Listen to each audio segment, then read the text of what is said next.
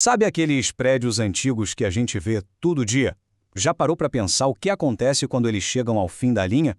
Por muito tempo a resposta foi bem simples e brutal. Uma bola de demolição. Aquela cena clássica, né? Uma nuvem de poeira, uma montanha de entulho e pronto. Uma abordagem que parece rápida, mas que tem um custo gigantesco para o meio ambiente e também para o nosso bolso.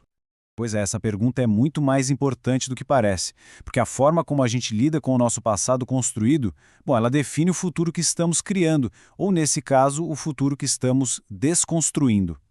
Para a gente ter uma ideia do tamanho do problema, vamos começar com um número.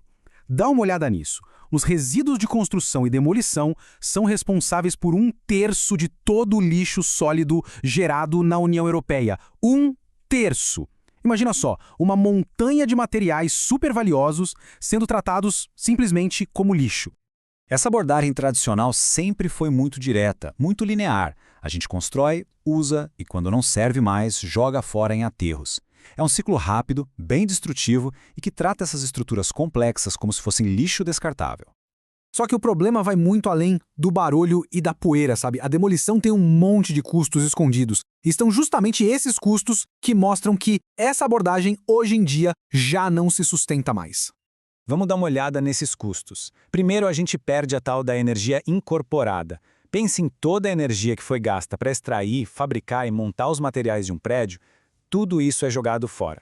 Depois, a gente esgota os recursos naturais, porque precisa extrair mais e mais para construir tudo de novo. Nossos aterros ficam lotados de material que poderia ser usado. E claro, o valor histórico e a oportunidade econômica de reaproveitar tudo isso, tudo se perde no meio do entulho. Mas e se? E se, em vez de usar força bruta, a gente usasse precisão? E se a gente pudesse desmontar um prédio com cuidado? Uma abordagem que enxerga valor onde a maioria só vê entulho. É aqui que entra o conceito principal da nossa conversa, a desconstrução. É uma mudança fundamental, uma virada de chave na forma como a gente enxerga o fim da vida de um edifício. Então, o que é desconstruir, exatamente? A definição já diz tudo. É o desmantelamento sistemático de um edifício.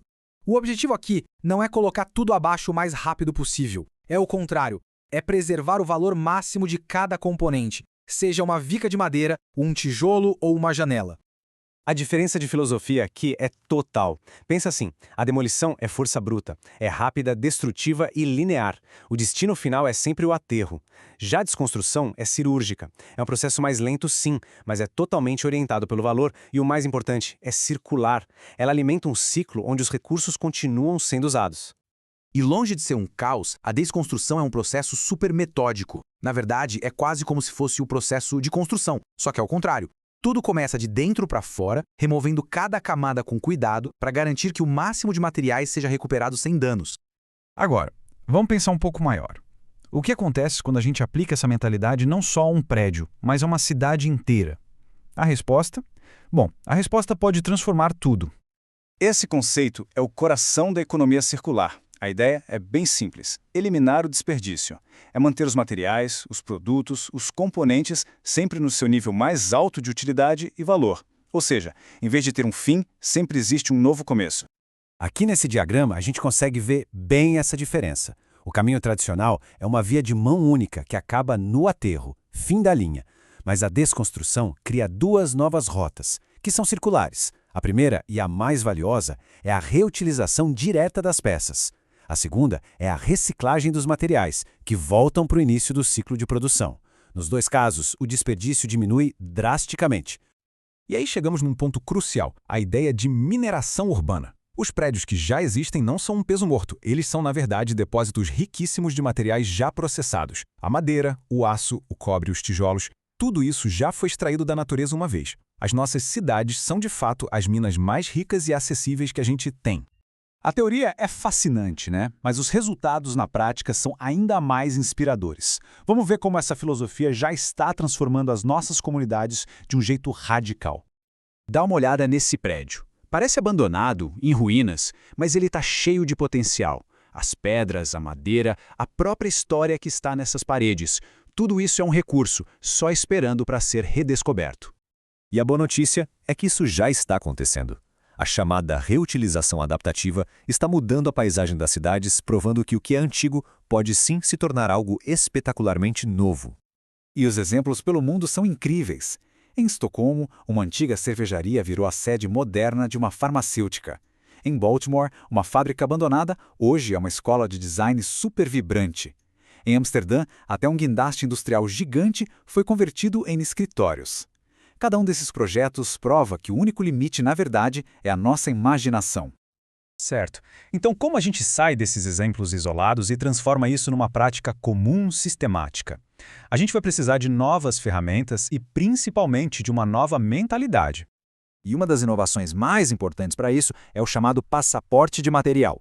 Imagina que cada viga, cada janela, cada painel de um prédio viesse com uma identidade digital, detalhando do que é feito, quem fabricou, como desmontar, e isso tornaria a reutilização no futuro infinitamente mais fácil. E a tecnologia torna isso super simples. Um QR Code como esse pode funcionar como uma certidão de nascimento do material. É só escanear e pronto. Você tem acesso a tudo o que precisa saber para dar a esse componente uma segunda, terceira ou, quem sabe, até uma quarta vida útil. A arquiteta Annie Lacaton, que ganhou o prêmio Pritzker, resumiu essa filosofia perfeitamente. Tábula rasa é aquela ideia de começar do zero, de uma folha em branco. E o que ela defende, que é a essência da desconstrução, é que a gente nunca parte do zero. Sempre existe valor naquilo que já está lá. E essa é talvez a ideia mais importante de todas. Nossos prédios antigos não são problemas para a gente se livrar. Eles são ativos. São verdadeiros bancos de materiais de energia e de história, prontinhos para serem reinvestidos no nosso futuro. Então, da próxima vez que passar por um prédio antigo ou uma fábrica abandonada, não enxergue apenas ruínas. Olhe de novo. Pense, que tesouros, que histórias e que futuro estão ali só esperando para serem redescobertos.